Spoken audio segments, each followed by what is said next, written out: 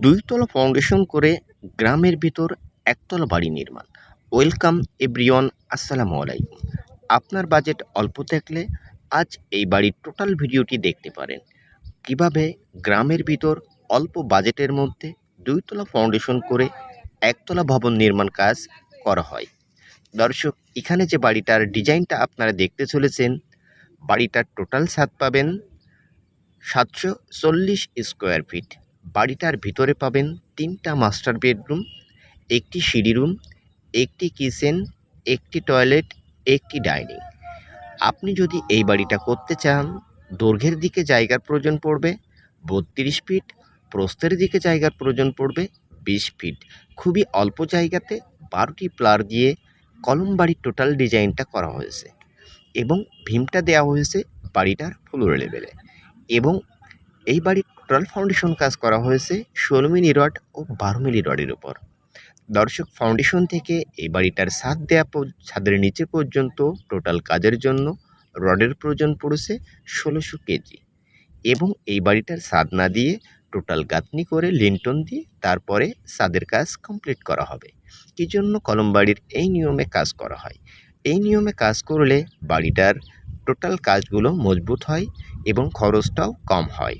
বিশেষ করে রাজমিস্ত্রির গাঁথনি কাজে অতি দ্রুত গাঁথনির কাজ কমপ্লিট করা হয়। তো এই বাড়িটার যে কলামগুলো উঠানো হয়েছে তার সাইজ রাখা হয়েছে ১০ ইঞ্চি বাই ১০ ইঞ্চি। ২ তলা ফাউন্ডেশনের জন্য অবশ্যই কলমের সাইজ ১০ ইঞ্চি বাই ১০ ইঞ্চি রাখবেন। এবং এখানে বিল্ডিংয়ের যে গাঁথনির কাজগুলো করা হচ্ছে, এই ইট সম্পূর্ণ হাওয়া ভটা ইট। প্রতি গাড়ি ইটের মূল্য মাত্র ২৩,০০০ টাকা। আপনারা চাইলে এই ইট দিয়ে গাঁথনি করতে পারেন। সেই ক্ষেত্রে আপনার বিল্ডিংয়ের টোটাল কাজগুলো অনেক সুন্দর দেখাবে। আপনারা চাইলে এই বিল্ডিংয়ের এমন গাঁথনি করে প্লাস্টার না করেও কালার করে দিলে ডিজাইনটা অনেক সুন্দর দেখাবে। তো এটা হলো বাড়িটার মেন গেট। মেন গেটের সাইজ আছে ৭ ফিট। মেন গেট দিয়ে বাড়িটার ভিতরে ঢুকলেই প্রথমে স্টার রুম দেখতে পাবেন, তারপরে দেখতে পাবেন অসংখ্য বড়সড় একটি মাস্টার বেডরুম। রুমের সাইজ ১৪ ফিট বাই ১২ ফিট। রুমের ভিতরে পাবেন একটি জানালা। তো খেয়াল করে দেখে নিন, মেন গেটের সামনে একটি ইটের প্লার দেওয়া হয়েছে।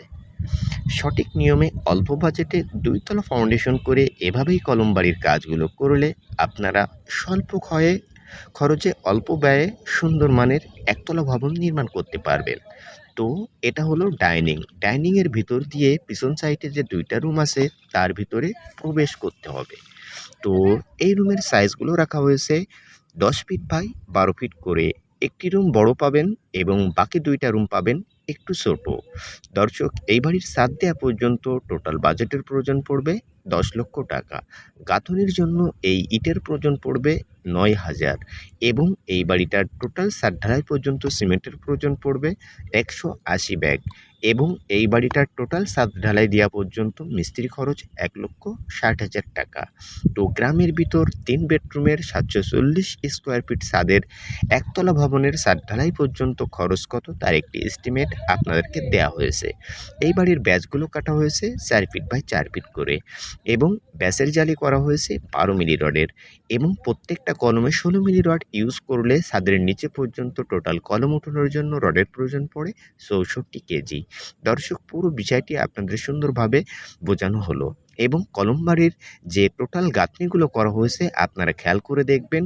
গ্রামের ভিতর অল্প বাজেটে একতলা ভবন নির্মাণ করলে অবশ্যই এভাবেই টোটাল কাজগুলো করবেন। সেই ক্ষেত্রে আপনার বিল্ডিংয়ের টোটাল কাজটি অনেক মজবুত হবে।